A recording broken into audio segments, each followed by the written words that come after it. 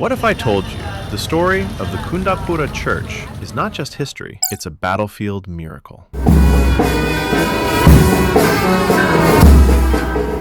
In the year 1570, the Portuguese army marched into Kundapura. With them came 3 Jesuits, and one among them carried no sword, no shield, only a crucifix. Father João Francisco Estefanio, walking ahead of soldiers, holding the cross high, believing that the rosary wins wars. Right inside the fort of Kundapura, these Jesuits built a chapel dedicated to Our Lady of the Rosary, and even a hospital. The first Portuguese church in the region was built at St. Sebastian's Port, Mangalore, 1568 to 1569. But the second, the only one built inside a fort, stood right here in Kundapura. And now, we live under the loving eyes of Nossa Senhora do Santo Rosario, Our Lady of the Holy Rosary.